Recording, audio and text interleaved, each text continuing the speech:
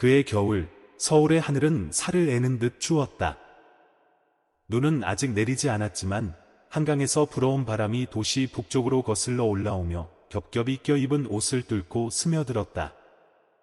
번쩍이는 검은색 제네시스 GV81대가 은평구의 낡은 골목 앞에 천천히 멈춰 섰다. 여러 번 덧대어 울퉁불퉁해진 좁은 길에는 발자국과 흙탕물이 얼룩져 있었다. 그 골목 끝에는 한때 아무도 기억하지 못했고 아마 지금도 고개 들어보는 이가 거의 없는 곳이 있었다. 차 문이 열렸다. 30대 초반의 남지훈. 꼿꼿하고 훤칠한 키에 완벽하게 재단된 검은색 정장은 그를 둘러싼 축축하고 가난한 풍경과 완전히 대조를 이루었다. 운전기사도, 비서도, 경호원도 없었다. 오직 그 혼자 코트 주머니에 손을 넣은 채 침묵 어린 시선으로 눈앞의 허공을 응시했다. 오늘은 어머니의 기일이었다. 18년 전 그는 이곳 골목 끝 축축한 반지하 방에서 살았었다. 그의 어머니는 난로 하나 없던 겨울밤의 감기로 세상을 떠났다. 그때 그는 채 15도 되지 않았다. 시신을 거두러 오는 친척은 아무도 없었다. 당시 소년 남지훈은 병원에서 도망쳐 나와 보호시설에 들어가기 전까지 몇 년을 떠돌며 살았다. 이제 국내 굴지의 투자펀드 CEO가 되어서야 그는 비로소 옛 장소를 다시 돌아볼 용기를 냈다. 그는 얼룩진 보도블록을 하나하나 밟으며 마치 과거의 발자취를 더듬는 듯 천천히 걸었다. 허름한 구멍가게는 여전히 그 자리에 있었다. 몇몇 집은 새 문으로 바꾸고 더 밝은 색으로 칠했지만 대부분은 여전히 낡고 조용한 모습으로 마치 한 번도 누군가의 관심을 받아본 적 없는 듯했다. 골목 끝에서 나지막한 외침이 정적을 깨고 울려 퍼졌다. 따끈따끈한 붕어빵이요, 군고구마 있어요, 달콤한 호떡이요. 그는 걸음을 멈췄다. 걸걸하면서도 다정한 그 목소리는 큰 시장에서처럼 전자 스피커에서 나오는 소리가 아니라 한 늙은 여인의 진짜 목소리였다. 골목 모퉁이에 놓인 작은 노점은 옅은 연기와 고소한 붕어빵 냄새에 둘러싸여 있었다. 그 옆에는 낡은 솜 점퍼를 덧대 입고 털모자를 푹 눌러쓴 깡마른 할머니가 있었다. 낡은 철제 틀에서 붕어빵을 뒤집는 할머니의 두 손은 추위에 붉게 얼어 떨리고 있었다. 그 옆에는 김이 무럭무럭 피어오르는 커다란 고구마 속과 기름 속에서 보글보글 끓고 있는 호떡팬이 놓여 있었다. 몇 걸음 떨어진 곳에는 어깨가 해진 옷에 낡은 슬리퍼를 신은 10살 남짓한 폐지 줍는 소년이 쓰레기통에서 병 하나를 꺼내려 허리를 숙이고 있었다. 소년은 노점을 부러운 눈으로 쳐다봤지만 감히 다가서지는 못했다. 지우는 그 눈빛을 알아보았다. 어릴 적 자신의 거울 속에 새겨져 있던 바로 그 눈빛이었다. 바람이 윙 소리를 내며 옆에 있는 전봇대의 녹슨 냄새를 실어 날랐다. 할머니가 일어나 소년에게 다가갔다. 많이 춥지? 이거 먹고 몸 좀 녹여. 할머니가 돈 안 받을게. 할머니의 미소는 계산 없이 온화했다. 소년이 고개를 들었다. 찬바람에 눈물이 그렁그렁 맺힌 까만 눈동자. 소년은 떨리는 두 손으로 고구마를 받아 들었다. 하지만 바로 그때 심할머니는 뜻밖에도 겉에 입고 있던 유일한 스웨터를 벗어 소년의 몸에 가만히 둘러주었다. 할미 옷이 좀 낡았지만 따뜻하단다. 입고 가렴. 그러다 병나겠다. 소년은 당황하며 뒷걸음질 쳤고 입안에서 중얼거렸다. 저 돈 없어요. 할머니는 그저 부드럽게 고개를 저으며 미소를 띤 채 말했다. 할미는 돈 필요 없어. 내가 죽지 않으면 그걸로 됐어. 그 광경에 지우는 숨을 멈췄다. 주위의 공간이 느려지는 듯했다. 거리에 혼잡한 소음이 사라졌다. 오직 할머니와 소년의 모습만이 빵 굽는 연기와 겨울의 차가운 잿빛 속에 녹아들었다. 소년은 조용히 옷을 받아 조심스럽게 입었다. 그리고 잠시 후 자신의 낡은 옷에서 가장자리가 깨진 나무 단추 하나를 떼어내더니 조용히 다가가 심할머니의 노점 바구니 위에 올려놓고는 감사하다는 듯 고개를 숙였다. 어떤 말도 오가지 않았다. 다만 붉어진 눈으로 할머니를 마지막으로 바라본 뒤 몸을 돌려 옆 골목으로 달려갔다. 지우는 얼어붙은 듯 서 있었다. 문득 머릿속에 한 장면이 스쳐 지나갔다. 눈 속에서 굶주림에 떨던 한 아이, 붕어빵 한 개를 훔치다 잡혔던 아이, 야단치기는커녕 목도리를 둘러주었던 한 여인. 그는 한 걸음 뒤로 물러섰고 코트 주머니 속에 손을 꽉 쥐었다. 찬바람이 얼굴을 스쳤지만 그의 심장은 한 박자 한 박자 따뜻해지는 것 같다. 심할머니는 노점 옆에 잠자코 서 있었다. 그녀의 눈은 막 사라진 소년의 뒷모습을 좇다가 천천히 허리를 숙여 방금 놓인 나무 단추를 집어들었다. 그녀는 손바닥 안에서 단추를 굴리며 한참 동안 바라보았다. 문득 그녀는 거의 자신에게만 들릴 듯한 목소리로 중얼거렸다. 이 단추, 왜 이렇게 똑같지? 그날이랑 똑같아. 한편 지우는 발길을 돌렸지만 시선은 여전히 그 여인에게서 떼지 못했다. 시계바를 소리처럼 선명한 질문 하나가 머릿속에 떠올랐다. 설마 그 할머니? 지우는 강남의 고급 호텔로 돌아왔지만 마음은 여전히 낡은 골목에 머물러 있었다. 그는 30층 창가에 앉아 두꺼운 유리 너머로 차량의 행렬을 내려다보았지만 눈앞에는 회색 스웨터와 따끈한 고구마, 그리고 가장자리가 깨진 나무 단추의 모습만이 아른거렸다. 그 단추, 보잘것없어 보이는 물건이 그의 심장을 이토록 이상하게 흔들었다. 기억 깊은 곳에서 무언가 떠오르려 애쓰고 있었지만 아직 말로 터져 나오지 않았다. 그는 일어나 어린 시절에 남은 몇 안 되는 낡은 물건들을 보관해 둔 나무 수납장으로 천천히 다가갔다. 구석 깊숙한 곳에 달아빠진 작은 나무 상자가 있었다. 그는 상자를 열었다.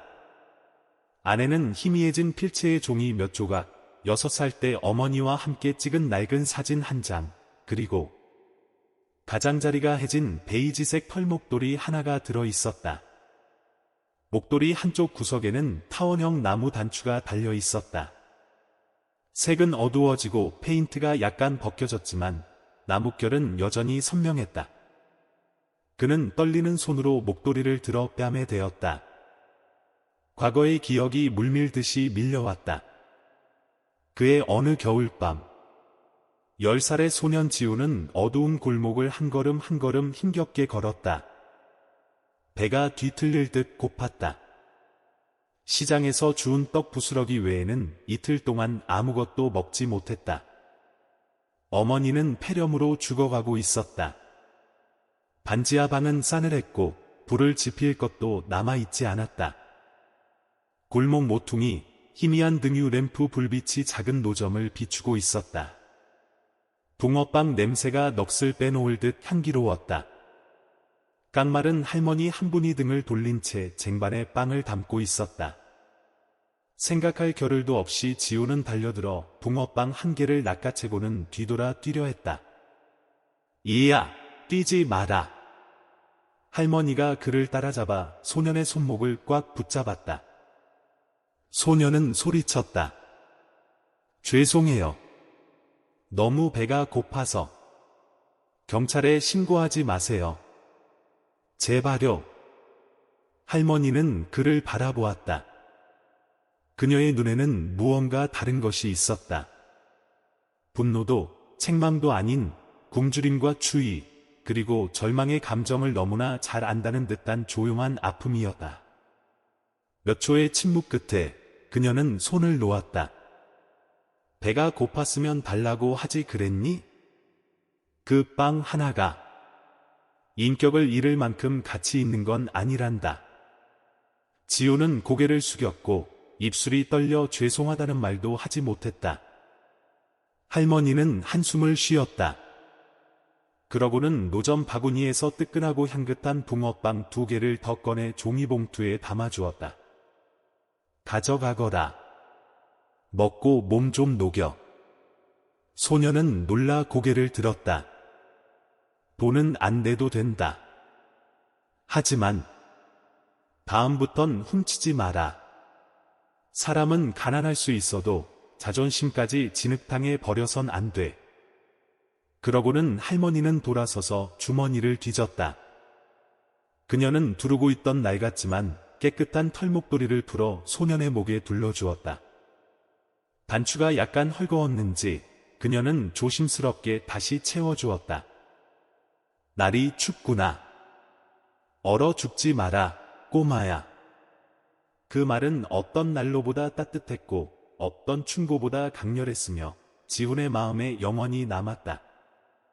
그 후로도 아무도 그에게 그렇게 다정하고 공감 어린 목소리로 말해주지 않았다.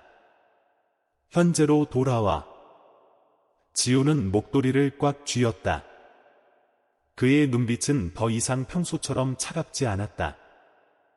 그 눈빛 뒤에는 깊은 감동이 자리하고 있었다. 마치 그의 내면에 있던 옛 자아의 일부가 다시 살아난 듯했다.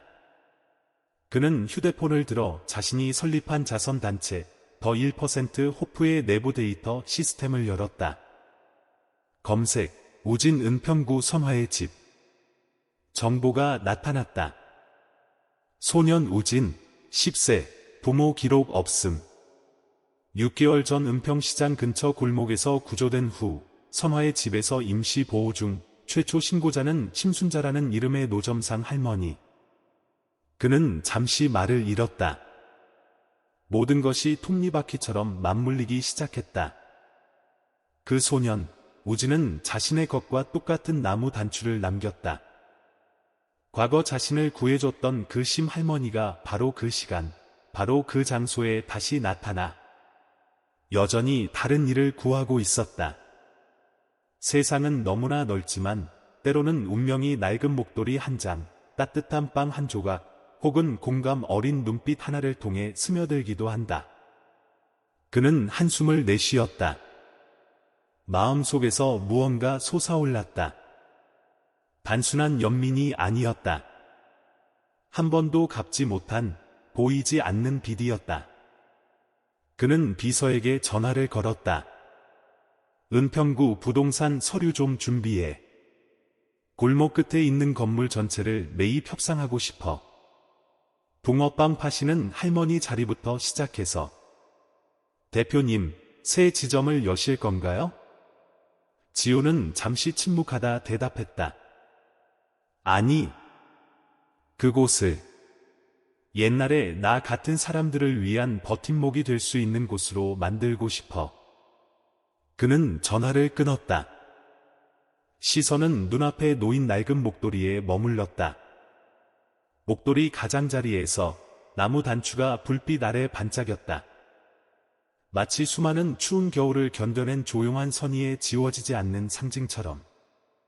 겨울 아침 햇살이 앙상한 나뭇가지를 뚫고 비추며 녹은 눈으로 젖은 길바닥에 반사되어 은평구 골목 끝 작은 시장 한 구석을 환하게 밝혔다. 빛바랜 타프 지붕 아래 심순자 할머니는 나무 쟁반에 붕어빵을 하나씩 정성껏 담고 있었다. 추위에 손은 떨렸지만 얼굴에는 여전히 온화한 미소가 어려 있었다.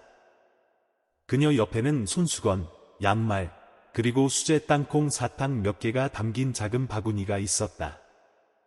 실질적인 수입보다는 동정심을 자아내기 위한 보조 상품들이었다. 전날 할머니에게 받은 새 옷을 입은 우진은 할머니를 도우며 보호시설에서 있었던 일을 제잘제잘 이야기했다. 소녀는 더 이상 몸을 웅크리지 않았고 눈에는 믿음이 서려 있었다. 오늘 선생님한테 칭찬받았어요. 제가 그림을 아주 잘 그린대요. 심할머니는 부드럽게 고개를 끄덕였다. 그래? 장하구나. 나중에는 내 인생도 그렇게 멋지게 그려야 한다, 우진아. 그 평화로운 분위기는 등 뒤에서 들려온 날카로운 목소리에 금세 깨졌다. 아주 감동적이네. 싸구려 연극이 따로 없어. 우진과 심할머니가 돌아보았다. 그들 앞에는 가짜 모피 코트를 입고 짙은 화장을 한 칼날처럼 날카로운 눈빛의 여인이 서 있었다. 골목 입구 건어물 가게 주인인 조말자였다. 말자는 팔짱을 끼고 비꼬는 투로 말했다. 또 그 낡은 수법이야, 할망구? 옷 주고 빵 공짜로 나눠주면서 사람들 환심이나 사고. 부끄러운 줄도 몰라? 남의 자리 꿰차고 앉아서 천사 노릇이라니. 우진은 어쩔 줄 몰라 하며 심할머니를 쳐다보았다. 심할머니는 반응하지 않았다. 그저 허리를 숙여 삐뚤어진 붕어빵 쟁반을 바로 놓을 뿐이었다. 이해야, 안에 들어가서 반죽 좀 더 가져오렴. 우진이 순순히 고개를 끄덕이고 안으로 달려가자 말자가 가까이 다가와 목소리를 낮췄지만 증오의 참말투로 쏘아붙였다. 내가 잊었을 것 같아? 이 자리, 이 빌어먹을 골목 모퉁이는 원래 내 자리였어야 해. 그녀의 눈은 붉게 충혈되었고 목소리가 떨리기 시작했다. 그때 나는 이 자리를 차지하려고 땡전 한 푼까지 빌렸어. 사채까지 쓰고 결혼 반지까지 팔아가며 여기서 노점만 열면 인생이 바뀔 거라고 믿었지. 쓰레기 같은 인생에서 벗어날 수 있을 거라고. 그녀는 울음을 터뜨릴 뻔했지만 억지로 참아냈다.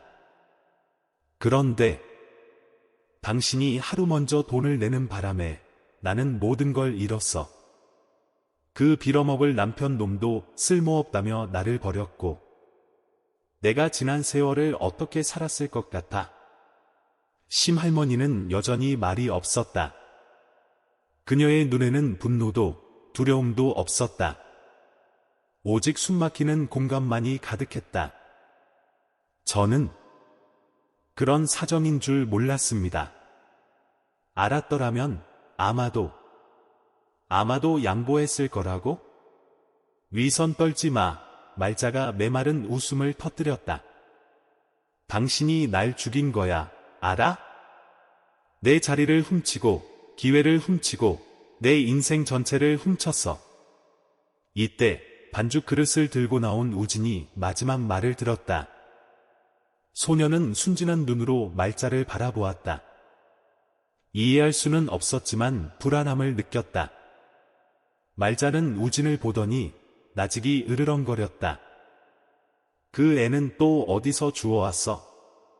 동정심을 팔아 명성이라도 얻으려는 또 다른 패인가? 심할머니가 앞으로 나서며 소년을 가로막았다. 이 아이는 누구의 패도 아닙니다. 이 골목을 지나갔던 다른 아이들처럼 춥고 배고픈 아이일 뿐이에요. 저는 그저 제가 가진 것을 줬을 뿐입니다. 고구마 한 개, 옷 한 벌, 그리고 잠시 편히 서 있을 자리요. 말자가 비웃었다. 그렇겠지. 연기는 잘하잖아. 우리 아들 녀석도 옛날에 집에 와서 그 할머니가 따끈한 붕어빵을 주면서 얼어 죽지 말라고 했다고 말할 정도였으니까. 걔는 일주일 내내 감동해서는 무심한 나를 탓했지. 당신이 이겼어.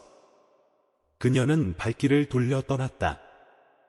뒤에는 멍한 표정의 우진과 작은 나무 의자에 주저앉아 노점 서랍에 있는 나무 단추에 손을 올린 심할머니만이 남았다. 그 단추는 그녀의 것이 아니라 전날 우진이 무심코 감사 선물로 남겨둔 것이었다. 그녀는 단추를 집어들고 조용히 바라보았다. 눈가가 촉촉해지는 듯했다. 그날 밤 장사를 마친 심할머니는 낡은 여인숙의 작은 방으로 돌아왔다. 창문 틈으로 들어온 바람이 벽에 허술하게 붙여놓은 낡은 사진 한 장을 흔들었다. 털모자를 쓰고 빨간 스웨터를 입은 10살 남짓한 남자아이의 사진이었다. 그녀는 미니 가스레인지 옆에 앉아 한숨을 쉬었다. 손에는 2개의 물건이 들려 있었다.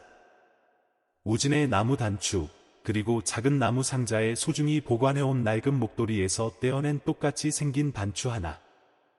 어쩌면 이렇게 똑같을까? 그녀가 속삭였다.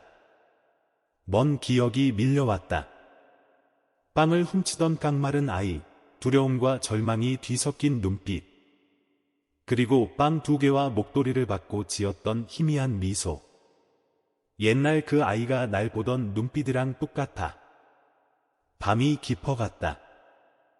눈이 내리기 시작했다. 다음 날 아침, 아직 안개가 자욱했지만 심할머니는 일찌감치 시장에 나와 있었다.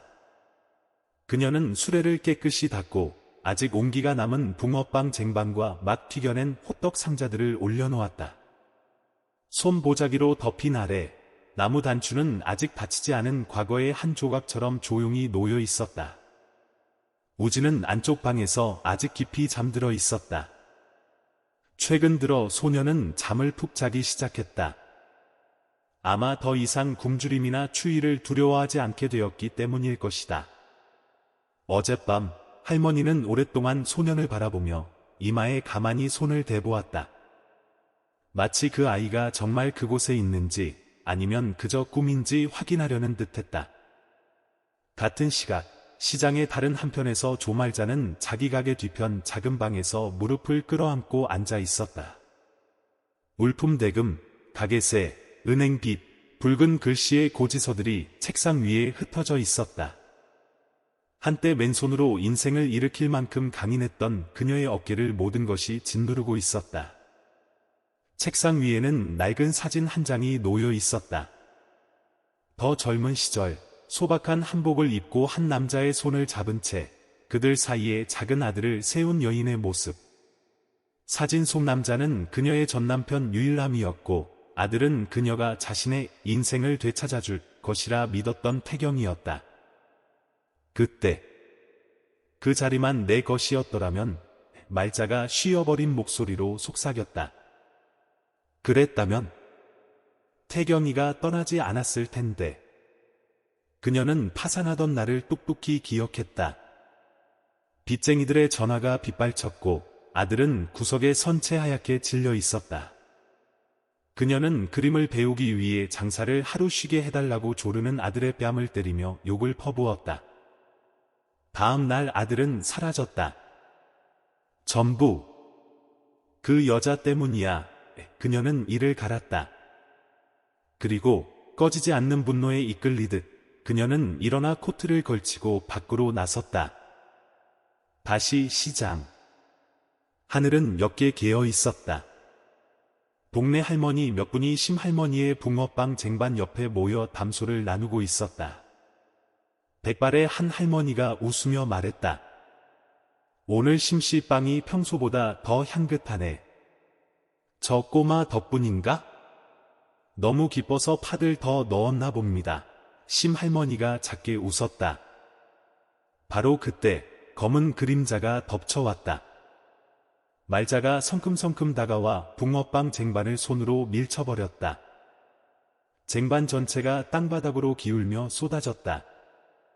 빵이 사방으로 흩어지고 향긋한 냄새는 바람에 흩어졌다. 모두가 경악했다. 조말자.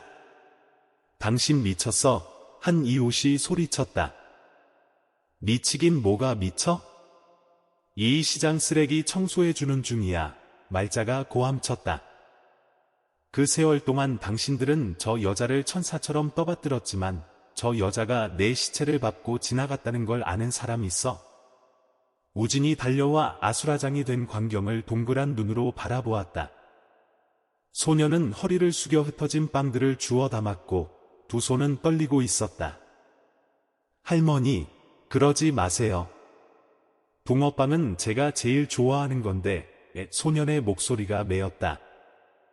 말자는 다가서려다 멈칫했다. 소년의 눈빛, 그 눈빛이 옛날 태경이와 똑같았다. 팽팽한 침묵이 흘렀다. 심할머니는 아무 말도 하지 않았다. 그녀는 우진과 함께 허리를 숙여 빵을 하나하나 주워 담았다. 주위 사람들도 따르기 시작했다.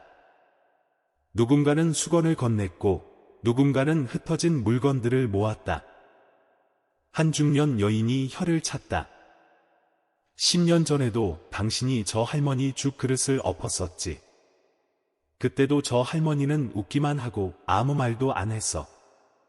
말자는 멍하니 굳었다. 그 기억, 잊었다고 생각했던 기억이었다. 왜? 당신은 한 번도 화를 내지 않는 거야. 그녀의 목소리는 쉬어 있었다. 심할머니는 고개를 들어 그녀를 바라보았다. 눈은 붉었지만 증오는 없었다. 저 또한 아주머니와 같은 사람이었으니까요. 바람처럼 가벼운 한마디였지만 그 말은 말자를 그 자리에 얼어붙게 만들었다. 그날 밤 지훈이 다시 돌아왔다. 그는 조용한 걸음으로 골목을 걸으며 익숙한 구석구석을 살폈다. 노점 앞에서 그는 우진이 작은 장인처럼 조심스럽게 붕어빵 틀을 하나하나 닦고 있는 것을 보았다. 그는 다가가 허리를 숙였다. 할머니를 돕는 거니? 네, 할머니는 제가 안 해도 된다고 하시는데 제가 좋아서요. 내일 빵을 더 많이 팔아서 반죽 살 돈을 보태고 싶어요. 지우는 희미하게 미소 지었다. 틀림없이 할머니에게 구원받은 아이였고 틀림없이 그 마음은 감사하는 법을 배운 것이었다. 그는 주머니에서 낡은 털목도리를 꺼냈다. 우진이 남긴 것과 똑같은 나무 단추가 달린 목도리였다. 꼬마야, 할머니께서 이걸 아실까? 우진은 그것을 보고는 고개를 저었다. 모르겠어요. 근데 이 단추되게 낯이 익어요. 어디서 본 것 같아요. 지우는 멈칫했다. 그 말은 그가 10살 때 심할머니에게 목도리와 따끈한 붕어빵 2개를 받았을 때 내뱉었던 말과 똑같았다. 할머니 성함 다 아니? 그가 나직이 물었다. 심순자 할머니요. 성은 뭔지 몰라요. 지우는 조용히 고개를 끄덕이며 눈을 내리깔았다. 과거와 현재를 잇는 끈이 한 겹 한 겹 조여오고 있었다. 이제는 묵은 빚을 갚아야 할 때가 온 것 같군. 그가 중얼거렸다. 그날 밤 심할머니는 바구니를 닦다가 우진의 손수건에서 떨어진 나무 단추를 보았다. 그녀는 허리를 숙여 주었다. 그것은 옛날 나무 상자 속의 그것과 똑같았다. 운명일까? 그녀가 나직이 말했다. 아니면 채 다하지 못한 약속일까? 찬바람이 문틈으로 스며들었다. 하지만 이번에는 그녀는 문을 닫지 않았다. 그녀는 문을 열어두었다. 마치 낡은 기억 하나가 돌아와 머물 수 있도록. 날은 쌀쌀했고 초겨울 햇살이 유리창을 통해 얇은 금빛 줄기를 드리웠다. 서초의 고층 아파트에서 지우는 책상 위에 놓인 낡은 나무 상자 앞에 깊은 생각에 잠겨 앉아 있었다. 그는 손을 뻗어 상자 뚜껑을 만졌다. 세월 따라 페인트가 벗겨진 그 뚜껑을 열면 마치 어린 시절 전체가 되살아날 것만 같았다. 그는 상자를 열었다. 안에는 달코해진, 결코 세탁해서 지울 수 없는 기억의 옅은 곰팡내를 풍기는 베이지색 털목도리가 있었다. 목도리 가장자리에는 고목의 나뭇결처럼 미세한 균열이 새겨진 둥근 나무 단추가 달려 있었다. 그의 손이 떨렸다. 지난 수년간 이 물건은 항상 그곳에 있었지만 그는 그것과 연결된 기억에 감히 다가서지 못했다. 그리고 그 기억이 여름 소나기처럼 밀려왔다. 플래시백 은평구 16년 전. 당시 소년 지우는 겨우 10살이었다. 깡마르고 먼지 때문에 머리카락은 곤두서 있었으며 맨발은 차가운 시장 바닥에 자갈에 밟혀 피가 배어 나왔다. 배가 찢어질 듯 고팠다. 이틀 동안 제대로 된 음식을 입에 대지 못했다. 길 건너 노점에서 풍겨오는 붕어빵의 고소한 냄새에 눈앞이 아찔했다. 그는 몰래 다가갔다. 떨리는 손을 뻗어 맛 쟁반에 놓인 빵 하나를 집으려 했다. 그 손으로 뭘 하려는 게냐? 크지 않았지만 그를 멈추게 하기에 충분한 한 여인의 목소리가 들렸다. 지우는 뒤돌아보며 소스라치게 놀랐다. 그의 앞에는 깡마른 할머니가 서 있었지만 눈에는 어떤 분노도 담겨 있지 않았다. 그녀는 그저 그를 바라보다가 조용히 허리를 숙여 빵 2개를 더 꺼내 종이 포장에 담아주었다. 가져가거라. 먹으렴. 하지만 다음부터 배고프면 할미한테 말하렴. 몰래 그럴 필요 없어. 소녀는 얼어붙었다. 왜 절 때리지 않으세요? 목이 메어왔다. 할머니는 웃었다. 그 다정한 미소의 소녀는 울음을 터뜨렸다. 나도 너처럼 배고파 봤으니까. 그녀는 가장자리가 해지고 단추가 떨어질 듯 헐거워진 낡은 베이지색 목도리를 풀어 그의 목에 둘러주었다. 밖은 춥단다. 겨울에 얼어 죽지는 마라. 소녀는 엉엉 울었다. 태어나서 처음으로 음식이 아닌 사랑에서 오는 따스함을 느꼈다.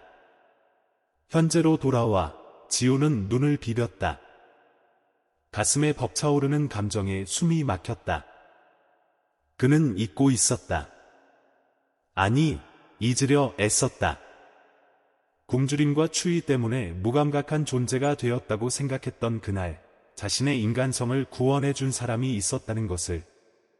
그는 휴대폰을 꺼내 자신이 설립자이자 주요 후원자인 재단의 데이터를 다시 검색했다.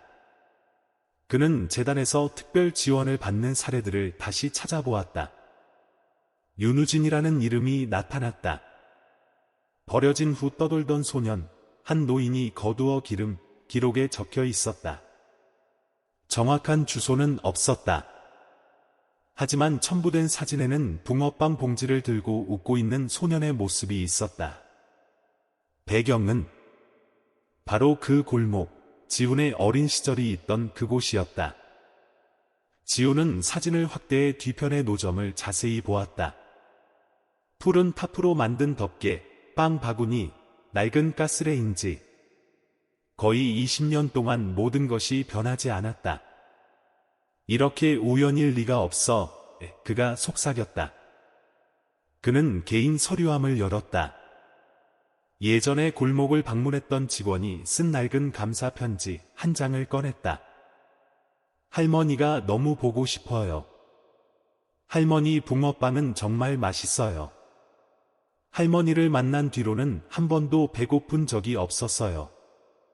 그 아래에는 떨리는 글씨체로 쓴 서명이 있었다. 우진. 그는 일어섰다. 더 이상 기다릴 수 없었다. 다음 날, 가랑비가 내렸다. 지호는 검은 코트를 입고 익숙한 골목으로 차를 몰았다. 차창 너머로 그는 옛 풍경을 다시 보았다. 낡은 골목, 작은 구멍가게, 붕어빵 수레. 그리고 빵을 하나하나 굽느라 허리를 숙인 익숙한 모습. 심할머니는 빵을 구우며 우진과 이야기를 나누고 있었다. 소녀는 환하게 웃으며 가장자리가 탄 빵 한 조각을 할머니 입에 넣어주었다. 두 사람은 함께 웃음을 터뜨렸다. 지호는 차창을 내렸다. 붕어빵 냄새, 가스 연기 냄새, 그리고 기억의 냄새가 차 안으로 밀려들었다. 그는 바로 내리지 않았다. 그저 과거의 가장자리에 선 사람처럼 앉아서 바라볼 뿐이었다. 그때 심할머니의 시선이 문득 그에게 향했다. 마치 그가 거기 있다는 것을 이미 알고 있었다는 듯이. 놀라지도 불안해하지도 않았다. 그저 옅은 미소 하나. 마치 정말 많이 컸구나라고 말하는 듯했다. 지호는 핸들을 꽉 쥐었다. 할머니는 아직 저를 기억하시는군요. 그렇죠? 같은 시각, 우진은 손수건을 접다가 작은 물건 하나를 떨어뜨렸다. 그가 예전에 떼어내 선물로 되돌려 주었던 나무 단추였다. 그는 허리를 숙여 주었지만 왠지 모르게 그것이 더 신성한 무언가와 연결되어 있었던 것 같은 느낌이 들었다. 이 단추, 어디서 본 것 같은데. 그가 중얼거렸다. 심할머니가 돌아보다가 그가 단추를 들고 있는 것을 보았다. 그녀는 다가섰고 눈빛에 무언가 아련함이 서렸다. 내가 갖고 있었니? 네. 할머니가 필요 없으신 줄 알고. 할머니는 미소 짓더니 문득 고개를 돌렸다. 마치 막 퍼져나오려는 눈물을 간신히 감추려는 듯했다. 그날 밤 지우는 서초의 고급 아파트로 돌아가지 않았다. 대신 그는 골목 모퉁이 근처에 버려진 건물 처마 밑에 조용히 서 있었다. 그의 어린 시절이 잡초처럼 밟히고 잊혔던 바로 그곳이었다. 그는 심할머니의 작은 노점에서 눈을 떼지 않았다. 붕어빵 틀의 온도를 확인하는 방식부터 우진에게 빵을 건네줄 때의 다정한 눈빛까지 할머니의 모든 몸짓에는 지훈의 심장을 찌르는 무언가가 담겨 있었다. 바로 조건 없는 사랑. 그가 한때 받았지만 무심코 등 뒤에 남겨두고 온 것이었다.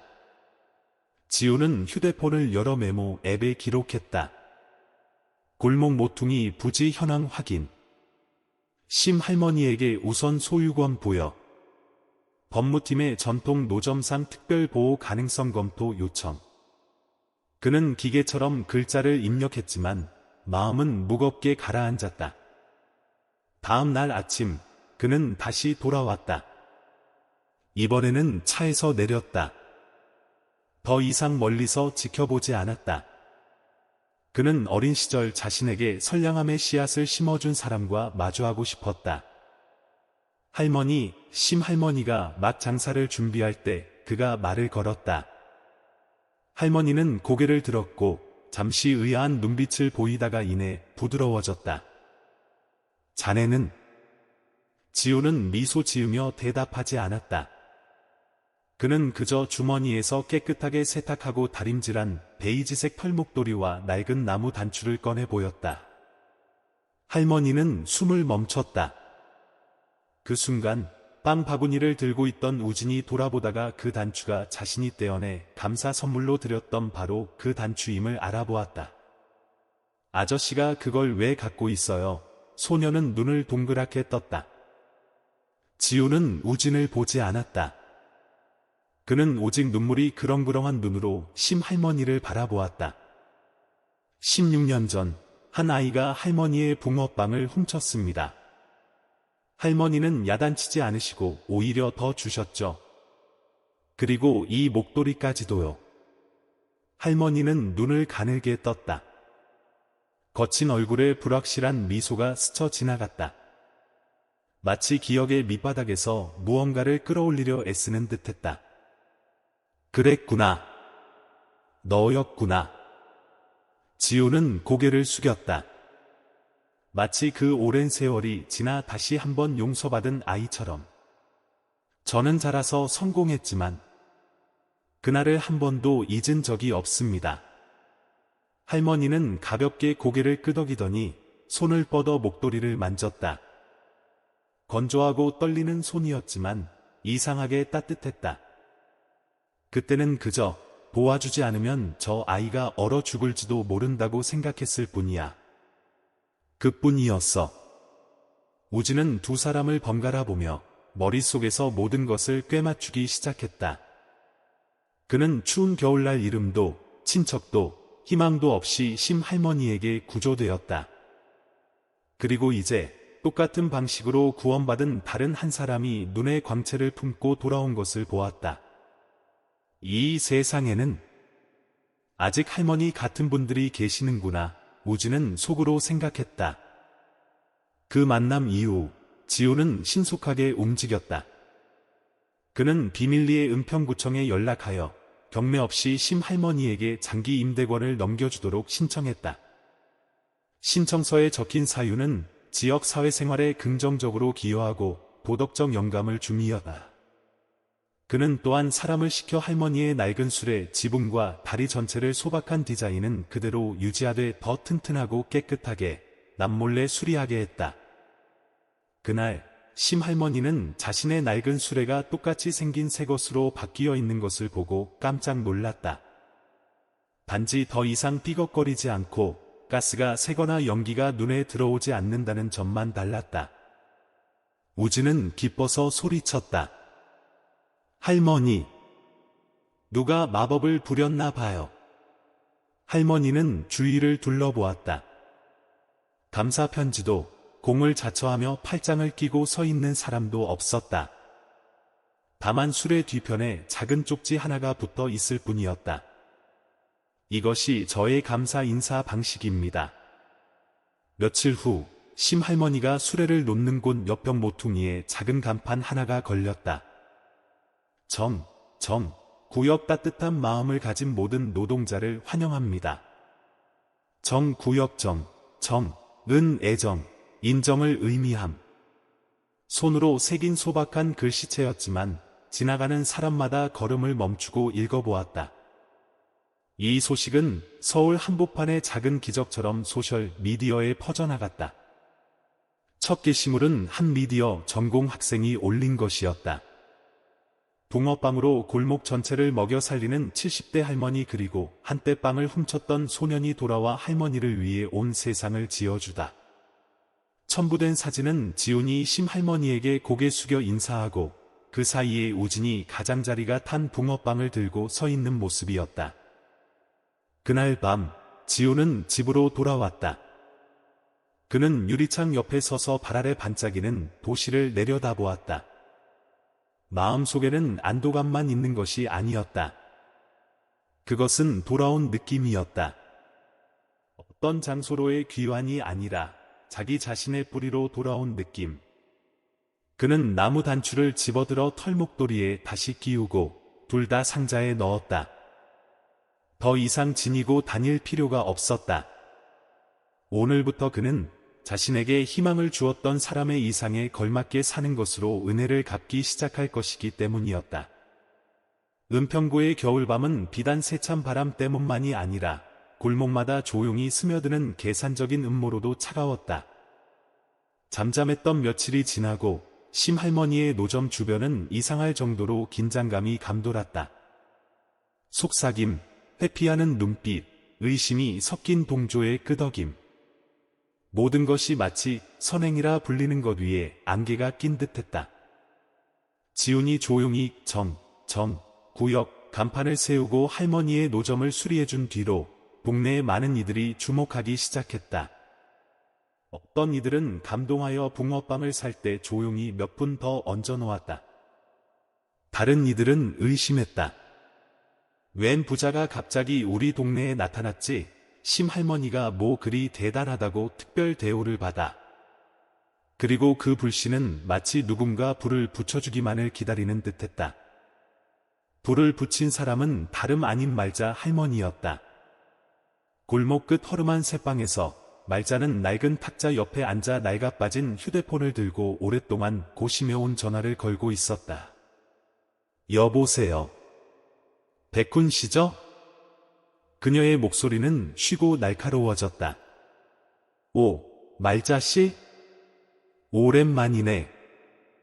지금쯤 어디서 잘 살고 있을 줄 알았는데. 비꼬지 마, 도와줄 일이 있어. 이 동네 노점 정리해야겠어. 옛날 일 때문에? 상대방 남자의 목소리에는 흥미가 깃들어 있었다. 옛날 일 때문만은 아니야. 나는 다른 사람이 선행이라는 이름으로 칭송받는 꼴을 못 보겠어. 나는 쓰레기처럼 잊혔는데 말이야. 잠시의 침묵 후 비웃음이 터져나왔다. 알겠어. 내가 처리하지. 백군. 음흉한 수법으로 노점 자리를 뒤집는 공작으로 악명 높았던 자가 이제 자신의 무대를 다시 찾은 듯했다. 그리고 말자는 너무 오랫동안 묻어둔 울분 때문에 기꺼이 대가를 치를 준비가 되어 있었다. 며칠 후 지훈이 구역 계획을 논의하기 위해 구청위원회와의 회의를 막 마쳤을 때 동네 상인에게서 걸려온 다급한 전화 한 통에 그는 깜짝 놀랐다. 지훈 씨, 심할머니 노점이 박살 났어요. 지훈은 익숙한 골목으로 달려갔다. 눈은 아직 녹지 않았고 길은 여전히 미끄러웠지만 그의 발걸음은 한순간도 느려지지 않았다. 현장에 도착했을 때 눈앞의 광경에 그는 숨을 멈췄다. 나무 수레는 뒤집혀 있었고 붕어빵은 땅바닥에 흩어져 있었으며 돈통은 박살나고 쇠솟은 벽구석에 던져져 찌그러져 있었다. 구역 간판은 뜯겨져 시커먼 무릉덩이 옆에 아무렇게나 나뒹굴고 있었다. 수많은 겨울을 꿋꿋이 버텨온 심할머니는 이제 바닥에 주저앉아 떨리는 손으로 빵 부스러기를 하나하나 줍고 있었다. 희끗희끗한 머리카락에는 눈이 잔뜩 묻어 있었고 탁한 눈은 눈앞의 현실을 믿지 못하는 듯했다. 아무 말 없이 지우는 허리를 숙여 그녀 옆에 무릎을 꿇었다. 그는 흩어진 고구마 하나하나, 찢어진 수건 조각 하나하나를 천천히 주웠다. 그의 모든 동작은 단순히 노점을 구하는 것이 아니라 자기 마음속 깊은 상처를 치유하는 듯했다. 분주한 발소리가 들려왔다. 시장 사람들이 몰려와 조용히 주위를 둘러쌌다. 누군가는 손으로 입을 막았고 누군가는 당황했으며 누군가는 뜬 소문에 동조했던 자신을 부끄러워하며 고개를 숙였다. 지훈이 고개를 들어 군중을 똑바로 쳐다보았다. 몇 년 전 저는 굶주림에 떨며 겨울을 나던 꼬마였습니다. 그가 낮고 단호한 목소리로 말했다. 그리고 저에게 붕어빵 한 개와 낡은 털목도리 하나를 건네주신 분은 다름 아닌 바로 이 할머니셨습니다. 그는 잠시 말을 멈추고 주머니에서 색이 바랜 나무 단추가 여전히 그대로 달려있는 낡은 털목도리를 꺼냈다. 이 단추가 바로 저를 이 세상에 머물게 한 것입니다. 한 줄기 바람이 불어왔다. 목도리가 나부꼈다. 심할머니는 몸을 떨며 그것을 뚫어지게 쳐다보았다. 마치 옛 기억 전체가 밀려오는 듯했다. 이제 제 차례입니다. 저를 구해주신 분이 거짓에 묻히도록 내버려 둘 수 없습니다. 할머니께서 추위로부터 저를 지켜주셨듯 저 또한 불의로부터 할머니를 지킬 겁니다. 침묵이 내려앉았다. 그때 뜻밖에도 한 여인이 군중 속에서 걸어 나왔다. 바로 옆 채소 가게 주인이었다. 그녀는 지훈의 어깨에 손을 얹으며 부드럽게 말했다. 죄송합니다. 며칠 전 소문을 들었지만 심할머니 같은 분이 그럴 리가 없다고 믿지 않았어요. 다른 남자가 말을 이었다. 저는 지훈이와 동창입니다. 저 녀석은 허풍 떠는 놈이 아닙니다. 저 녀석이 심할머니를 위해 나선다면 저는 믿습니다. 세 번째, 네 번째. 지지의 목소리가 터져 나오기 시작했다. 하지만 몇몇은 조용히 자리를 떴다. 여전히 의심하거나 보이지 않는 이익에 얽매인 사람들이었다. 그날 밤 노점 뒤 작은 방에서 지우는 심할머니와 함께 앉아 있었다. 그는 부서진 나무 조각과 바퀴를 하나하나 수리하며 손은 움직이되 눈은 자신을 구해준 그 여인을 계속해서 살폈다. 심할머니는 한참 동안 침묵하다 나직이 물었다. 자네가 옛날 그 아이였나? 지우는 멈칫했다. 잠시 후 그는 고개를 끄덕였다. 네, 붕어빵을 훔치다. 하나를 더 받고 목도리까지 선물 받은 그 아이입니다. 할머니는 손으로 입을 막았고 소리 없는 눈물을 흘렸다. 나는 내가 잊었을 거라 생각했다. 그래도 괜찮다고. 은혜를 기억하는 사람이 아직 있다면 이 세상이 아직 절망적이지는 않다는 뜻이니까. 지우는 할머니의 손을 꽉 잡았다. 그의 눈빛은 할머니의 모습을 심장에 새기는 듯했다. 밖에서는 여전히 바람이 불었다. 하지만 그 작은 방 안에서는 감사에, 기억에, 그리고 어떤 법보다 견고한 보이지 않는 유대의 불꽃이 타오르고 있었다. 노점 파손 사건 소식은 초겨울 찬 바람처럼 빠르게 퍼졌다. 하지만 은평구 주민들을 더 술렁이게 한 것은 조용히 돕기만 하던 지훈이 이제 공식적으로 모습을 드러내고 시장 한복판에 서서 불이라는 두 글자를 외친 행동이었다. 그리고 몇몇 사람, 특히 말자 할머니에게 그 두 글자는 그녀가 애써 감춰온 과거에 가해진 강력한 일격이었다. 길가 찻집, 익명의 이야기들이 톱뉴스가 되는 그곳에서 상인 몇몇이 모여 있었다. 테이블 위에는 뜨거운 종이컵 커피가 놓여 있었지만 모두가 미간을 찌푸린 채 휴대폰 화면만 뚫어지게 보고 있었다. 그 친구, 진짜 구청에 청원서를 냈대. 아예 거리를 만들자고 했다던데. 듣자 하니 과장 결제까지 났다더군. 그럼 노점상들한테 자리를 다 몰아준다는 거야? 우리 자리는 어떻게 하고? 털모자를 쓴 한 남자가 가느다란 담배를 피우며 천천히 말했다. 조심해야지. 그러다 우리도 선행, 자리 내주느라 쫓겨날지 몰라. 웅성거림이 일었다. 여론은 뚜렷하게 양쪽으로 나뉘었다. 한쪽은 지훈을 존경했고 다른 쪽은 경계했다. 단지 이익을 잃을까 두려워서만이 아니라 변화가 두려워서였다. 그리고 장막 뒤에서 시를 조종하는 자, 말자 할머니는 여전히 침묵하며 다음 일격을 가할 시기를 기다리고 있었다. 한편 지훈은 붕어빵 가게 2층에 마련된 임시 사무실에 앉아 있었다. 예전에 심할머니가 점심시간에 쉬라고 내주었던 그 낡은 방은 이제 그가 사회적 약자인 상인들을 위한 무료 법률 지원센터로 개조한 곳이었다. 책상 위에는 30명이 넘는 서명이 담긴 청원서 뭉치가 놓여 있었다.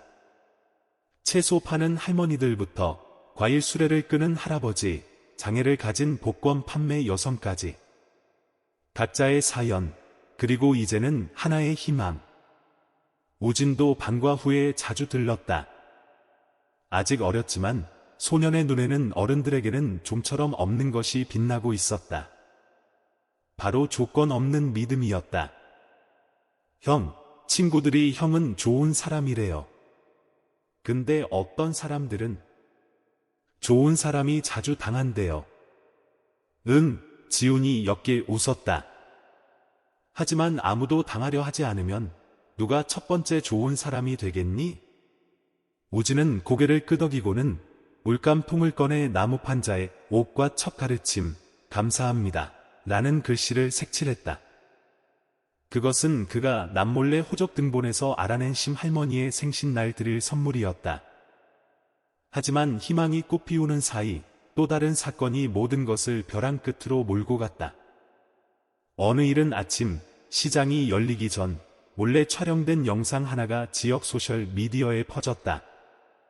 영상 속에는 농, 삿갓을 쓴 한 여성, 심할머니와 매우 닮은 이 카메라가 없는 좁은 골목에서 검은 옷을 입은 남자에게서 봉투를 받고 있었다. 영상 바로 아래에는 이런 캡션이 달려 있었다. 이걸 정이라고 하나요? 아니면 목 나누기? 여론은 다시 들끓었다. 믿는 사람, 의심하는 사람, 침묵하는 사람. 그리고 이번에는 청원서에 서명했던 사람들 중 적지 않은 수가 동요하기 시작했다. 시장의 다른 한쪽 구석에서 말자는 팔짱을 낀 채 사람들이 웅성거리는 모습을 지켜보았다. 옆에 있던 백훈이 옅게 웃었다. 간단한 미끼 하나면 충분해. 조작할 필요도 없어. 그저 대중의 불안, 심리를 건드리면 돼. 이론은 집어치워. 이제 지훈이까지 제거해야 할 때야. 저놈은 너무 위험해. 하지만 바로 그때 한 사람이 나타나 두 사람의 계획을 깨뜨렸다. 심할머니. 많은 이들이 생각했던 것처럼 피하는 대신 그녀는 자진해서 시장에 나와 수많은 상인과 주민들 앞에 그 중심에 섰다. 그녀는 울지도 분노하지도 않고 그저 고개를 숙였다. 영상 속 사람은 접니다. 그녀가 입을 열었다. 하지만 저에게 돈을 준 사람은 10년 전 제게 빚을 졌던 옛 이웃의 손자입니다. 어머니 빚을 대신 갚으러 온 거였어요. 그녀는 주머니에서 서명과 날짜가 적힌 손글씨 메모지를 꺼냈다. 알고 있습니다. 이 세상에서 늙고 가난하고 노점을 하는 사람이 돈 한 푼 받으면 탐욕스럽다고 여겨지겠죠. 하지만 제가 진실을 밝히지 않으면 수많은 사람의 선행이 저 하나 때문에 의심받게 될 겁니다. 군중 속 한 중년 여인이 나직이 말했다. 저도 예전에 할머니께 아이 병원비 도움받았어요. 할머니는 한 번도 말 안 하셨죠. 한 할아버지가 눈시울을 붉히며 말했다. 작년에 할머니가 주신 외투 아직도 간직하고 있어요. 분위기가 가라앉았다. 그때 박수 소리가 터져나왔다. 우진에게서 시작되었다. 이어서 지훈, 그리고 다른 사람들이 뒤를 이었다. 심할머니는 더 깊이 고개를 숙였다. 이번에는 감사하기 위해서였다. 그날 저녁, 지훈은 공식적으로 도시관리위원회에 노점 파손 사건 조사를 요구하고 거리를 시범 모델로 허가해달라는 반박 진정서를 제출했다. 서류는 접수되어 구청 상급 부서로 이관되었다. 그는 이것이 시작일 뿐이라는 것을 알았다. 하지만 선행이 공격의 빌미로 이용되어서는 안 된다는 것을 증명하기 위해 필요한 첫걸음이었다. 같은 시각, 작은 새방에서 말자는 유리컵을 테이블에 3개 내리쳤다. 저것들이 눈물 몇 방울이랑 말 몇 마디면 다 끝나는 줄 아나? 하지만 백훈은 더 이상 이전처럼 기세등등하지 않았다. 그만두시는 게 좋을 겁니다. 사실은 사람들이 이제 아주머니를 다른 눈으로 보기 시작했어요. 지훈이 때문이 아니라 바로 아주머니 자신 때문에요. 그녀는 획 돌아섰다. 내가 심씨 때문에 뭘 잃었는지 알아? 알죠? 백훈이 천천히 말했다. 하지만 계속하시면 더 많은 걸 잃게 될 겁니다. 더 이상 아무도 말하지 않았다. 하지만 말자의 눈에서 타오르던 것은 더 이상 분노가 아니라 혼란이었다. 수년 만에 처음으로 그녀는 자신이 옳다는 확신을 잃었다. 눈이 다시 내리기 시작했다. 조용히, 그리고 더 짙게. 심할머니의 노점에 다시 불이 켜지고 붕어빵 냄새가 골목 가득 퍼져나갔다. 처마 밑에는 작은 간판이 걸려 있었다. 구역 선행은 고구마 한 개에서 시작된다. 그리고 노란 불빛 아래 지훈은 벽에 걸린 유일한 나무 단추가 달린 털목도리를 바로잡고 있었다. 옆에서 우진이 속삭였다. 형, 저도 크면 다른 사람에게 목도리를 주는 사람이 되고 싶어요. 지훈이 웃었다. 어른이 되어야만 할 수 있는 게 아니야. 지금처럼 그 눈빛을 간직하기만 하면 돼. 멀지 않은 길모퉁이에서 말자는 시장의 불빛을 바라보며 조용히 서 있었다. 그녀의 손이 굳게 쥐어졌다가 이내 힘이 풀렸다. 마음의 싸움에서 그녀는 아마도 졌을 것이다. 하지만 아무도 몰랐다. 이 패배가 바로 다음 장에서 다른 길을 열게 될 줄은. 가난한 은평구 동네가 마치 새 옷을 갈아입은 듯했다. 늘 침묵에 잠겨있던 골목들은 이제 실내의 귀환으로 활기를 띠었다. 심할머니의 노점은 더 깨끗하고 번듯하게 다시 세워졌다. 아이들은 매일 오후 따끈한 붕어빵 냄새 때문이기도 했지만 할머니의 온화한 눈빛과 나지막한 이야기 소리 때문에 몰려들었다.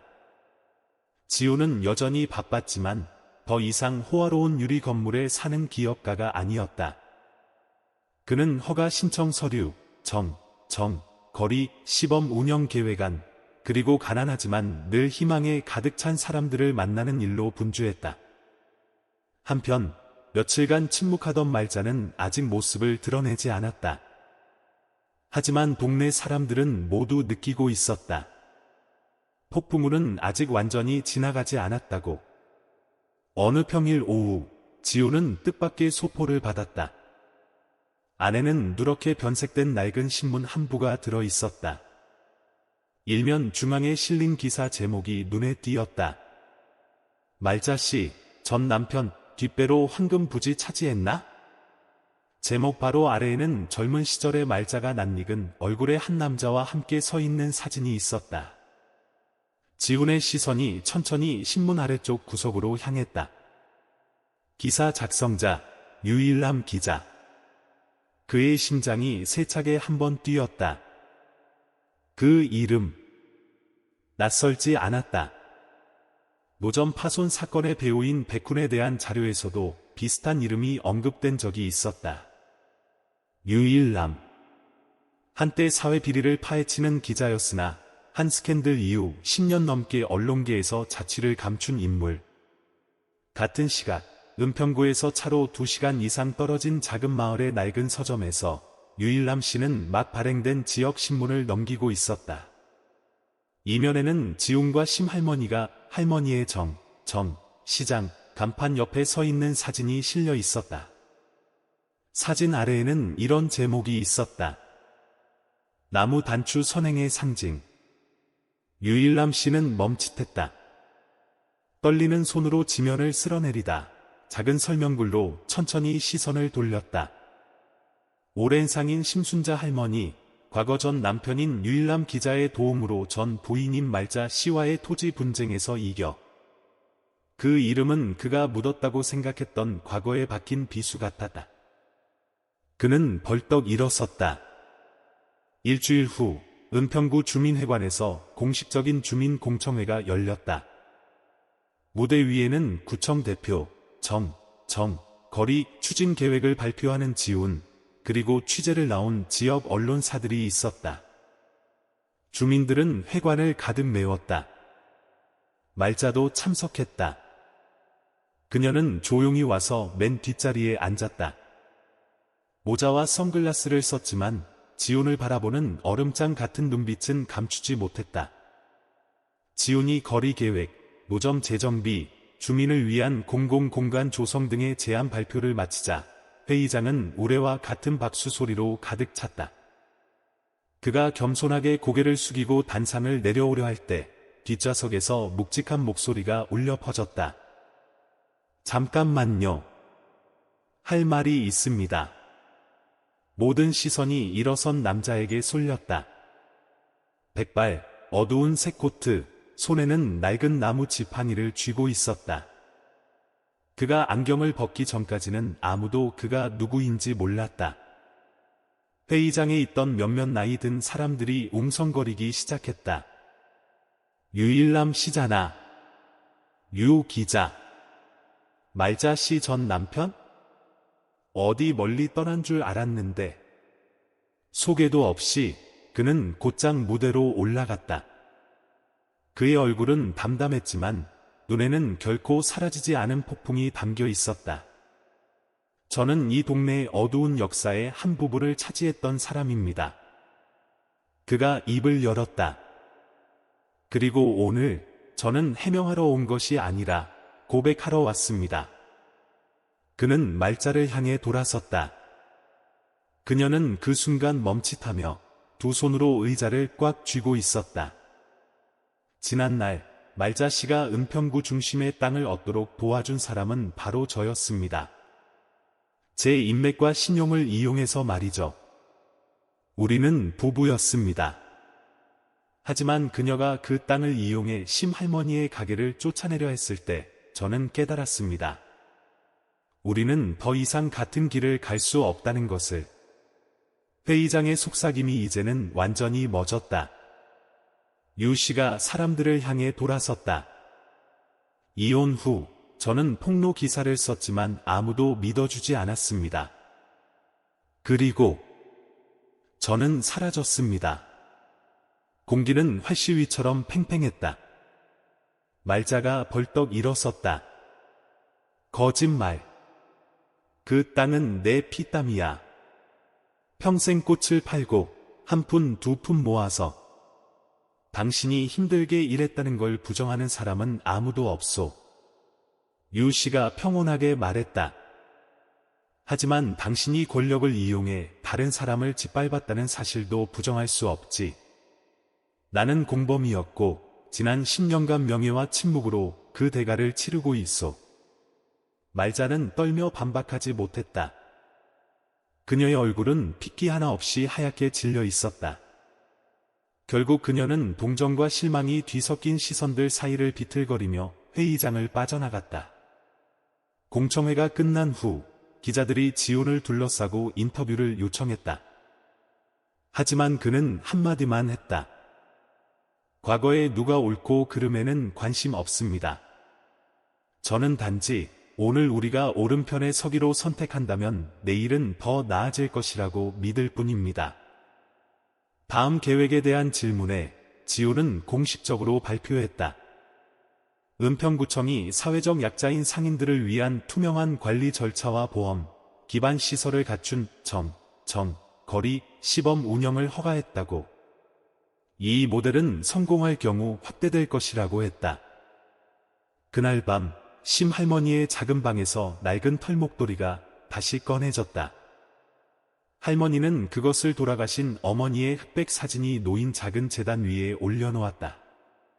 우진은 옆에 서서 조용히 향을 하나 피웠다. 할머니의 소년이 작게 물었다. 그 유씨 아저씨, 나쁜 사람이에요? 심할머니가 미소 지으며 차분한 눈빛으로 말했다. 완전히 나쁜 사람은 없단다. 그저 자신이 틀렸다는 걸 깨닫는데 너무 오랜 시간이 걸리는 사람이 있을 뿐이지. 그리고 그녀는 우진을 바라보며 머리를 쓰다듬었다. 너는 머리가 희끗해질 때까지 기다렸다가 사과하는 법을 배우지는 마라, 알았지? 소녀는 고개를 끄덕였다. 그 아이의 마음속에 진실과 죄, 그리고 용기에 대한 오늘의 교훈은 어떤 책보다 깊이 새겨졌다. 충격적인 주민 공청회 이후 은평구는 기묘한 침묵에 빠졌다. 더 이상 심할머니 등 뒤에서 웅성거리는 소리가 들리지 않았다. 더 이상 지훈을 의심의 눈초리로 보는 사람도 없었다. 그리고 한때 채소 가게 앞에서 비닐장갑을 끼고 파 한 단 한 단을 세던 말자의 익숙한 모습도 보이지 않았다. 그녀는 사라졌다. 아무도 그녀가 어디로 갔는지 몰랐고 감히 묻지도 못했다.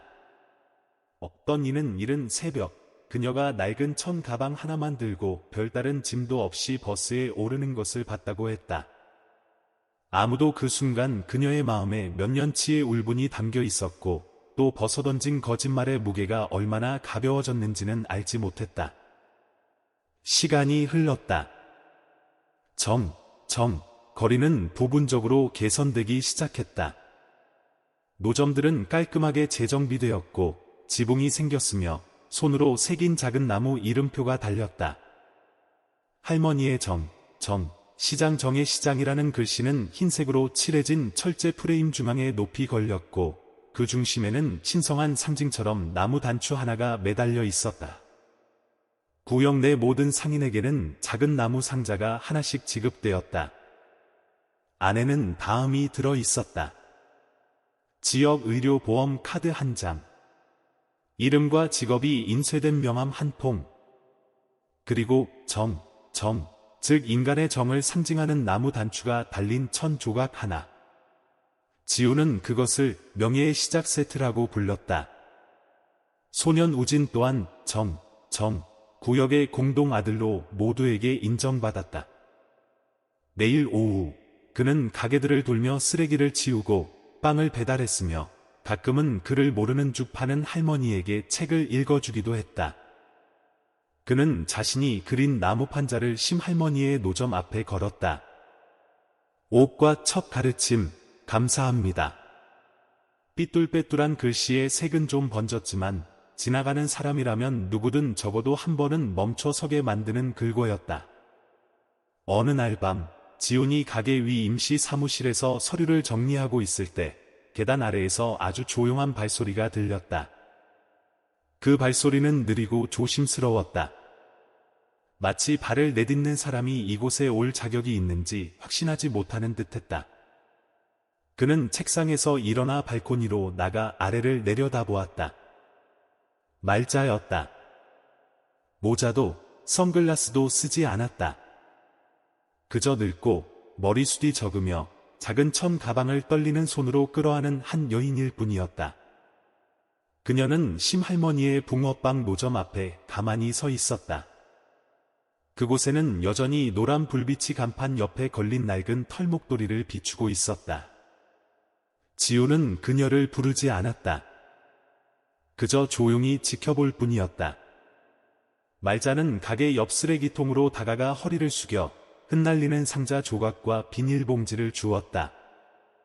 그것들을 모아 봉투에 담고 다시 걸레 한 장을 꺼내 스테인리스 테이블에 묻은 붕어빵 자국을 깨끗이 닦았다. 누가 시키지도 강요하지도 않았다. 그녀는 소리 없는 사과처럼 조용히 그 일을 했다. 문득 가게 안에서 심할머니가 나왔다. 그녀의 손에는 털목도리가 들려 있었다. 벽에 걸린 것이 아니라 똑같이 생긴 새 목도리였다. 단 한 가지 세부 사항만 달랐다. 이번에는 나무 단추의 바니시 칠이 되어 과거의 연장선처럼 반짝였다. 두 여인은 오랫동안 아무 말 없이 서로를 바라보았다. 마침내 심할머니가 부드럽게 목도리를 내밀었다. 날이 추워질 겁니다. 말자는 멈칫했다. 떨리는 손을 내밀었지만 이내 거두었다. 저는 자격이 없습니다. 누구나 한때는 자격이 없었지. 심할머니가 그녀를 똑바로 보며 말했다. 하지만 중요한 건 자신이 틀렸다는 걸 안 후에 무엇을 선택하느냐야. 말자는 가볍게 흐느꼈다. 수년 만에 처음으로 그녀의 목소리가 부드러워졌다. 저는 노점 하나를 불태웠습니다. 하지만 이제 압니다. 제가 불태운 건 제 자신이었다는 걸. 그녀는 목도리를 받고 깊이 고개를 숙인 뒤 더 이상의 말없이 돌아섰다. 다음 날 구역에서 모두가 공식 간판을 걸 준비를 위해 모였을 때 가장 먼저 온 사람이 있었다. 말자였다. 아무것도 가져오지 않고 그저 조용히 떡볶이 가게를 준비하는 한 늙은 할머니 곁으로 다가갔다. 할머니가 다리가 아파 제대로 서지 못하는 것을 보고 말자는 아무 말 없이 국물솥을 들어주고는 마치 긴 겨울잠에서 깨어난 옛 동료처럼 일을 시작했다. 아무도 묻지 않았다. 아무도 내쫓지 않았다. 그들은 그저 조용히 그녀가 일하게 두었다. 심할머니는 멀리서 모든 것을 보았다. 그녀는 그저 아주 작게 고개를 끄덕였다. 눈에는 더 이상 쓴맛이 없었다. 오직 침묵과 용서만이 남아 있었다. 그날 오후 할머니의 시장 정의 시장 간판이 걸렸다. 모두가 모였다. 우진이 중앙에 서서 자신이 쓴 짧은 글을 큰 소리로 읽었다. 저는 예전에 선행은 붕어빵이라고 생각했습니다. 이제는 선행이 이 시장 전체라는 것을 압니다. 주는 사람, 받는 사람, 잘못했지만 다시 돌아온 사람. 모두가 웃으며 박수를 쳤다. 지우는 눈시울을 붉히며 소년의 어깨에 손을 얹었다. 심할머니는 아무도 보지 못하게 고개를 돌려 눈물을 닦았다. 밤이 내렸을 때 시장은 여전히 불이 밝았다. 하지만 이번에는 전깃불만이 아니었다. 작지만 한 사람의 심장 전체를 밝히기에 충분한 나무 단추처럼 따뜻하고 부드러운 다른 빛으로 빛나고 있었다. 3년 후 어느 초겨울 아침 은평구의 낮은 지붕들 위로 얇은 눈이 덮였다. 햇살은 가게들 위에 처진 비닐 타프를 통과하며 반짝였고 간밤에 맺힌 물방울 하나하나를 빛나게 했다. 한때 암울했던 그 거리는 이제 이름이 바뀌었다. 정의시장 헬모니즈 정마켓. 간판 아래에는 특징적인 상징이 있었다. 나무 단추가 달린 낡은 빨간 털목도리가 유리에 끼워져 소중히 걸려 있었다. 마치 기념품이자 증거이며 소리 없는 상기처럼 가게마다 손으로 새긴 작은 나무판이 걸려 있었다. 사람의 은 많이 필요치 않다. 진실하기만 하면 된다. 시장의 중앙, 한때 산산조각 났던 그 자리에서 심할머니는 여전히 붕어빵을 팔고 있었다.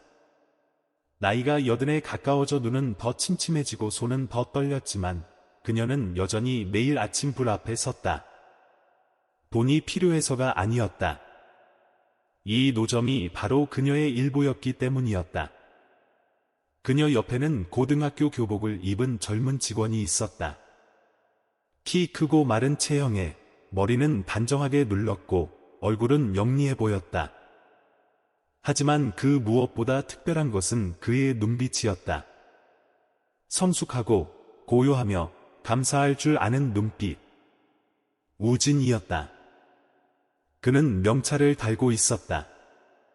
윤우진 대한 사립고등학교 전액 장학생. 한때 정의시장의 아들이었음. 그는 타지 않도록 조심스럽게 빵을 뒤집었고 항상 껍질보다 속을 더 많이 채웠다. 그리고 누군가 이곳 붕어빵이 유난히 맛있는 이유를 물으면 그는 그저 웃으며 나무 단추가 달린 간판을 가리켰다.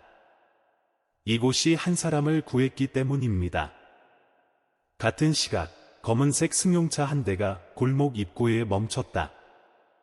문이 열리고 지훈이 내렸다. 여전히 훤칠한 키에 검은색 코트, 목에는 회색 목도리를 두르고 있었다. 하지만 분위기는 달랐다. 그는 더 이상 냉정한 그룹 회장이 아니었다. 인생의 가치가 연봉에 있는 것이 아니라 다른 사람에게 어떻게 친절하게 사느냐에 있음을 진정으로 이해한 한 남자가 서 있었다. 그의 손에는 밧줄로 정성껏 포장된 나무 상자가 들려 있었다. 안에는 그가 한 획 한 획 직접 새긴 새 나무판이 들어 있었다. 고구마 한 개에서 사람의 시장으로, 단추 하나에서 공동체로. 그가 시장 중앙으로 들어서자 모두가 인사하며 고개를 끄덕였다. 지우는 말로 답하는 대신 부드럽게 미소 지었다. 마치 오랜만에 돌아온 가족처럼 소개가 필요 없다는 듯이. 심할머니의 노점 앞에 이르자 우진이 먼저 그를 보고 외쳤다. 형! 소녀는 달려와 그를 껴안았다. 이미 다 큰 동생의 포옹이었지만 마음속에는 여전히 비에 젖었던 그 가난한 꼬마가 있었다. 심할머니도 안에서 나왔다. 바람이 그녀의 백발을 흩날렸다. 그녀는 아무 말 없이 그를 바라보았다. 하지만 그 눈빛은 여전히 눈 내리는 밤 낯선 아이에게 털목도리를 벗어 둘러주던 그 눈빛이었다. 오늘 그 남자가 돌아왔다. 더 이상 얼어붙은 아이가 아니라 온기를 다시 심는 사람이 되어. 3년 전 제가 했던 약속 기억하세요? 지훈이 나직이 물었다. 응, 할머니가 웃었다. 자네가 그랬지. 선행을 붕어빵보다 더 오래 존재할 수 있는 것으로 만들겠다고. 그는 나무 상자를 내려놓고 뚜껑을 열었다. 모두가 둘러서서 구경했다. 나무판을 보았을 때 아무도 말을 잇지 못했다. 심할머니는 잃어버린 젊음을 다시 만진 듯 떨리는 손으로 글자를 부드럽게 만졌다. 우진이 속삭였다. 새겨진 글자 하나하나가 흉터 같아요. 근데 아름다워요. 같은 시각, 시장의 먼 한 구석에서 한 중년 여인이 쓰러지기 직전에 떡볶이 파는 할머니를 돕고 있었다. 그녀는 재빨리 의자와 물을 가져와 할머니를 앉혔다. 예전처럼 안경을 쓰거나 모자를 쓰지 않았기에 아무도 그녀를 알아보지 못했다. 하지만 한 사람은 보았다. 심할머니였다. 멀리서 그녀는 그저 작게 고개를 끄덕였다. 부르지도 꾸짖지도 칭찬하지도 않았다.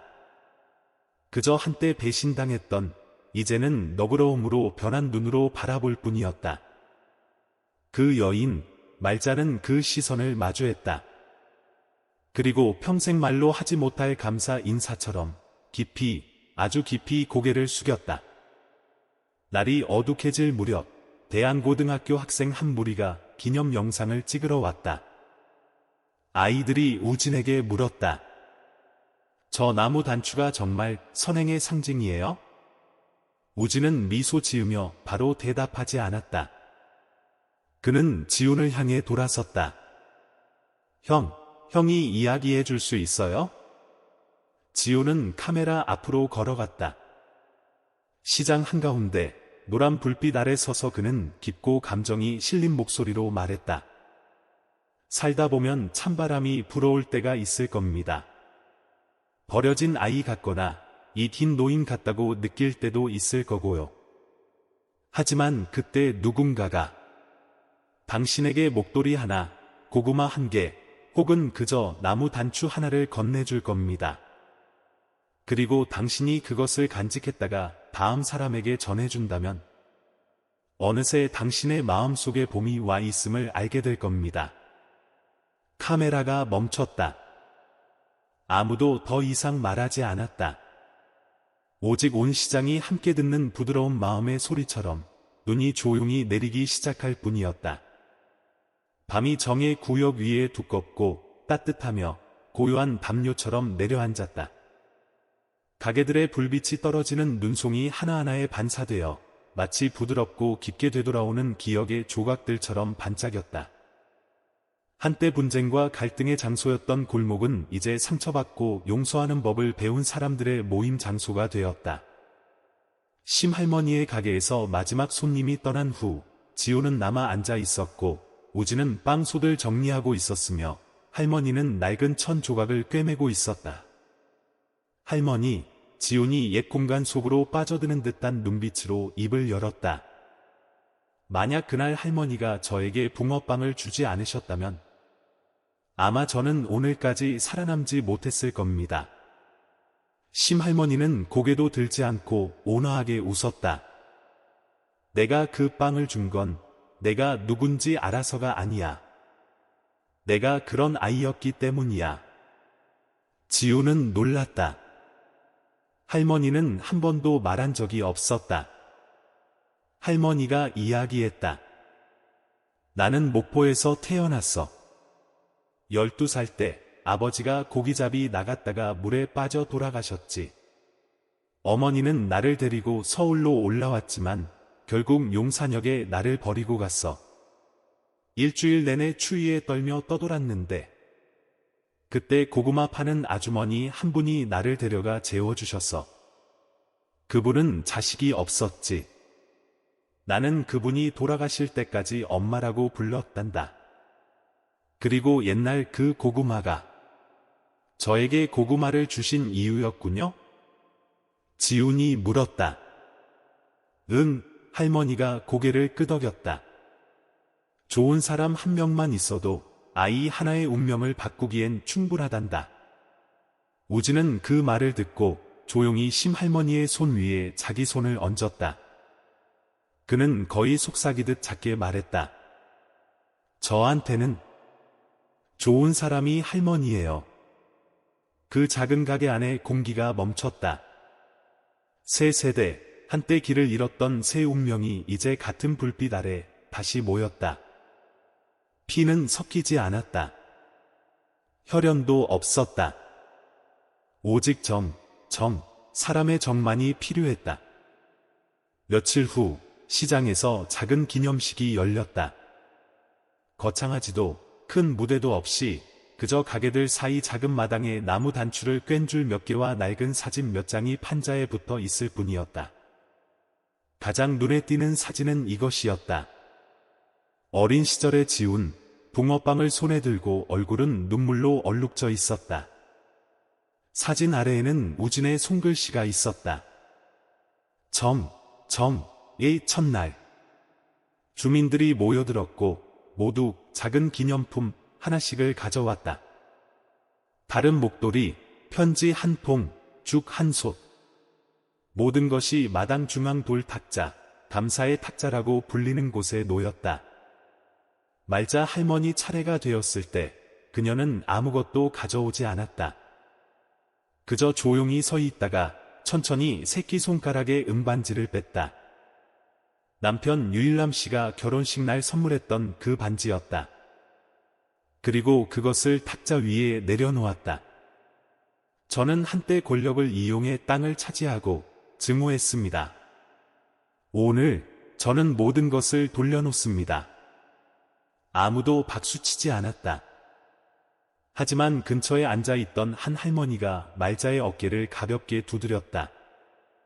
비난도 심판도 아닌 그저 인정의 손길이었다. 그녀가 돌아왔다는 것, 그것이 가장 귀한 일이라는. 그날 밤 행사가 끝나고 지우는 구역을 혼자 거닐었다. 눈이 얇게 덮여 거리에는 아무도 없었다. 그는 가게 하나하나, 상점 하나하나를 지나쳤다. 반짝이는 불빛이 그의 눈에 멀고 가까운 기억들을 비추었다. 거리 끝에 이르렀을 때 그는 계단에 홀로 앉아있는 한 소년을 보았다. 얇은 옷에 장갑도 없이 손에 든 붕어빵만 뚫어지게 쳐다보고 있었다. 그는 멈춰 서서 다가갔다. 왜 혼자 여기 있니? 엄마를 잃어버렸어요. 소년이 중얼거렸다. 춥지 않니? 조금요. 지우는 자신의 목도리를 풀어 소년에게 둘러주었다. 그리고 주머니를 뒤져 신문지에 쌓인 아직 따뜻한 군고구마 하나를 꺼냈다. 자, 여기서는 배고픈 사람은 누구나 고구마를 먹을 수 있어. 추운 사람은 누구나 목도리를 두를 수 있고, 길 잃은 사람은 찾아질 거야. 소녀는 고구마를 끌어안고 눈을 동그랗게 떴다. 아저씨는 누구세요? 아저씨는? 지훈이 미소 지었다. 아저씨는 나무 단출한다. 소녀는 어리둥절했다. 지훈은 소년의 머리를 쓰다듬고는 몸을 돌려 눈 덮인 긴 거리를 계속 걸어갔다. 노란 불빛이 그의 그림자를 길게 비추었다. 마치 기억처럼, 약속처럼, 결코 다치지 않는 인간의 정의 순환처럼. 아마도 우리 각자는 살면서 세 사람 중 하나였을 것이다.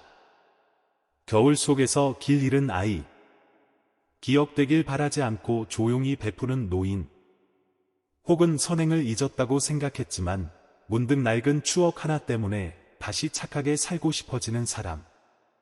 나무 단추, 따뜻한 고구마, 그리고 낡은 털목도리에 대한 이야기는 단지 지훈, 우진 또는 심할머니만의 이야기가 아니다. 그것은 또한 당신 자신의 이야기일 수도 있다. 만약 언젠가 당신이 작지만 진심 어린 무언가를 건네기로 선택한다면, 이 이야기가 당신의 마음에 와닿았다면 좋아요와 채널 구독을 눌러주세요. 우리가 함께 계속해서 선한 일들을 퍼뜨릴 수 있도록 당신의 구독 하나하나가 조용하지만 매우 따뜻하게 건네지는 새로운 나무 단추입니다. 끝까지 시청해주셔서 감사합니다. 다음 이야기에서 다시 뵙겠습니다. 그곳에서 우리는 다시 사람의 정을 믿을 것입니다.